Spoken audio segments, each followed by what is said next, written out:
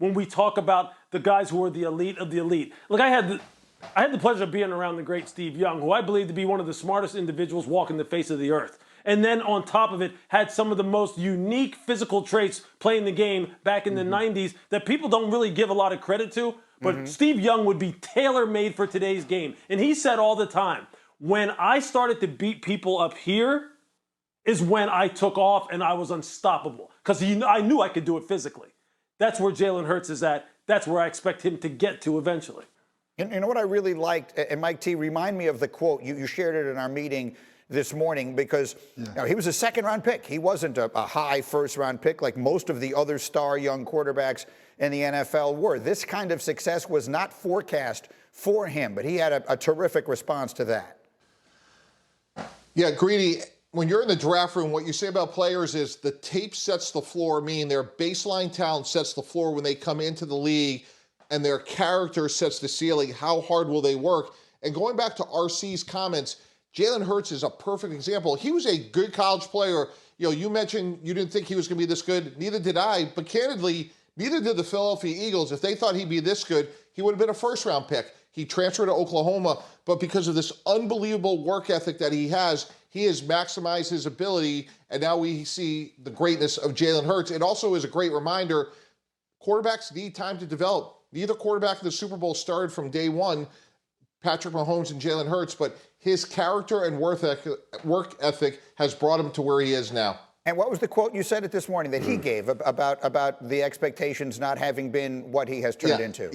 Yeah. So basically, I had a purpose before you had an opinion when he was talking about all the critics out there about how good he could be. And that's a very inspiring quote. And I think it gives you great insight into his mindset that he wanted to be great for a long time, and he didn't really care what anybody else ever thought. I had a purpose before you had an opinion. That's outstanding. That's ridiculously good, man. It is. It really is. Jeff, give me a final thought. Yeah, I might steal that and just pretend it's my own. Look, I think that we're all greedy. You said it. You didn't necessarily expect him to be this good. I didn't. Mike T just said it. And I think that can be misconstrued as we're being haters on this, but I think it's such a big compliment to Jalen Hurts because I don't even think, based on my conversations before last season with people around that team, with Nick Sirianni coming into that coaching staff, that they even knew. But what he did, the way he elevated through his work ethic is such a compliment to him. And truly the hardest thing, I think, as the true GMs here would tell you, in Lewis and Mike, the hardest thing to do is evaluate that a guy will be like that throughout his career. What do you think? I mean, he'll be playing, but right now, should he be coaching? Yeah, that's the magic of Hard Knocks, and that's Aaron Rodgers being a great teammate. He's totally vested with Zach Wilson and play calling in the preseason game. That is a remarkable change from where we were a year ago with Green Bay. And as it relates to 2023, very similar to what Lewis said, which is get the work done at practice, get it done in competitive situations, in these joint scrimmages. That's where teams are going. 21 joint scrimmages have been scheduled. And again, you don't want to put your quarterback in harm's way. We got to get him ready for week one. And again, Greeny, for our listeners, you can script practices in these joint scrimmages where the quarterbacks will be off limits. Fair enough. But is it coaching that he should be doing for the Jets right now, or is there some other role he could fill? Yeah.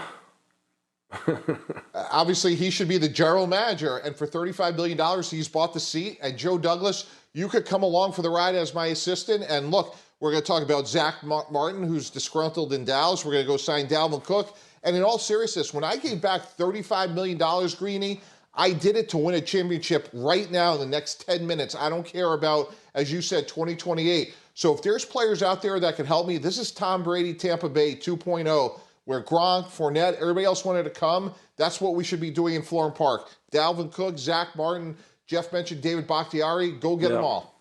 Are those things realistic, Lewis? I think nothing can be taken off the table, Greeny, for sure. Nothing can be taken off the table. Aaron has made a commitment. He's made a commitment with his money, which for sure I think we all would agree that when you give up money of that nature, of that significance, you're serious about your business.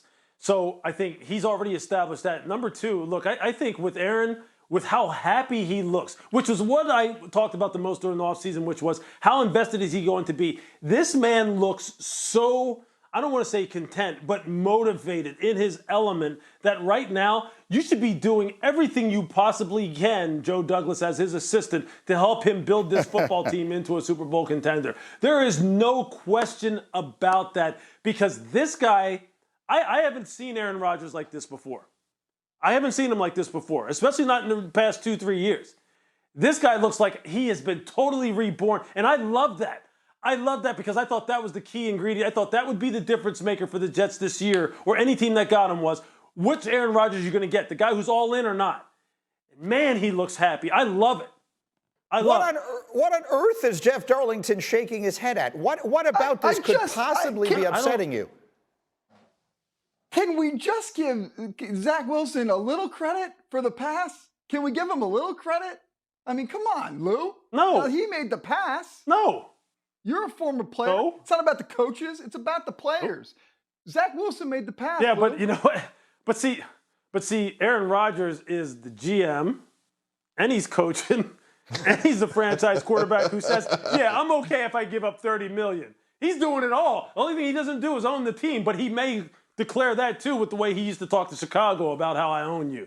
So, That's exactly Aaron's not, he may be an owner too here soon. Who knows? Any of us who watched Zach Wilson play last year knows that one all goes to Aaron. All the credit goes to Aaron for that as well. Zach Wilson is the upcoming Offensive Player of the Year in 2028 with all of the coaching he's going to get from Aaron Rodgers. So this is the NFL players list of the top 10 quarterbacks in the NFL. I want you to take a moment and digest this. Yep. No one spin anything. I want everyone to look at this.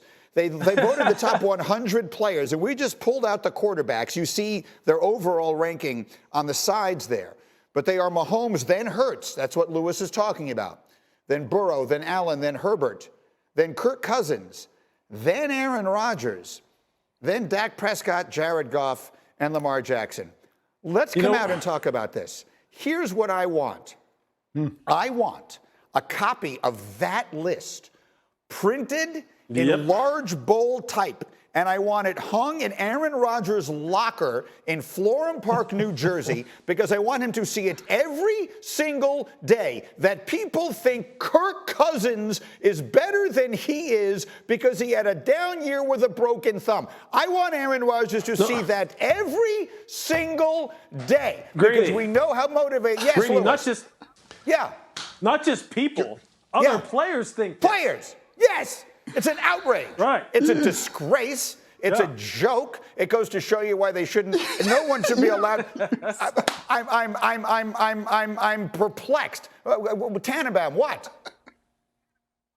Well, Gus Grandeman, the outstanding equipment manager for the New York Jets, was the equipment manager for Brett Favre. He's still there. So I'll connect you guys after the show, and it'll be up by lunchtime. So we'll get that done. Get me his number right now. I need that on. I need his number this minute. I want that. Seriously. Lewis, Kirk Cousins is rated ahead by the players of Aaron Rodgers. Are we kidding? Jalen Hurts. When I said this a couple months ago, that this guy has the best chance to really get up there in that top two and push Patrick at some point in time, and Patrick had that tremendous amount of respect for him, the players see it that way too. And that, look, what is that going to do to Joe Burrow? You think Joe Burrow isn't going to see this list too? Yeah. You think he isn't going to see? He's like, hey, look, man, I've been to the Super Bowl. I beat Patrick Mahomes 3 times straight. And you're going to knock me down below Jalen Hurts? I love this kind of thing. Absolutely love it. I do too. But let's go back to the headline. Kirk Cousins is a fine player. He's a fine player. This is Aaron freaking Rodgers we're talking about, Jeff. I just want to Go. Can I apologize to America? Can I apologize to the fans of the 31 other teams that have to watch you talk about this as if Aaron Rodgers was playing for the Green Bay Packers? If he was still playing for the Packers, this wouldn't even be a segment on Get Up. You wouldn't care at all. Aaron Rodgers was number 2 on this list last year. Tom Brady was number 1. Let me show you last year's list. Tom Brady was number 1. He retired. Aaron Rodgers was number 2. Suddenly he got knocked down behind Kirk Cousins, who wasn't even on the list. Kyler Murray was on this list a year ago, Darlington. Jeff, real talk, man. Real talk, what you just said. How was Patrick number 3 on that list last year? Yes. How was that? You want to talk about recency bias? Patrick Mahomes at number 3. Recency He should bias? be number 1. Put it on the list for the next 10 years. Give me a break. Lamar Jackson, number 10. That's the real story of that list, not Aaron Rodgers, number 7. He's exactly where he belongs. Jared Goff, congratulations, bro. It's the B story. Seriously. Okay. I'm being dead serious. Jared Goff. Tannenbaum, final word, go. I think Jordan Love will be in that top 10 list next year. We're going to tie it back to Green Bay and the Jets. He'll be probably 6 or 7 on the list by the end of the season. Okay, interesting. We'll see all of that one way or another again.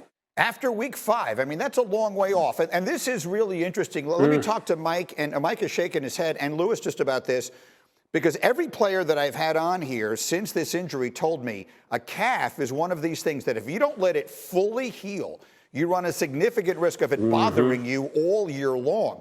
So you got to walk a fine line. They open with 2 critical divisional games. So, Lewis, you got to walk a fine line between making sure this isn't something that ruins all year and also making sure that you don't get buried without your quarterback before you bring him back. How do you walk that line, Louis Riddick? Look, you got to take the longer picture view. You just do. Anyone who has pulled a calf, who has had any kind of lower leg injury, especially the calf, knows it's so delicate. And you don't want him coming back, getting hurt, coming back, trying to play. You just don't. And look, this football team, look, I understand that Joe is the orchestrator here. He's the conductor. He's the guy who drives the bus there, and he's one of the most, he's going to get a contract that's going to blow all of our minds. But really, when you boil this down to what do we want? Do we want the first 2 or 3 games? Is it important for us to just roll them out there at the beginning of the season or roll them out there for 13, 14, 15 games? I'm taking the latter. Err on the side of caution with this guy. They will be there in the end. They will be there. What do you think, Mike T?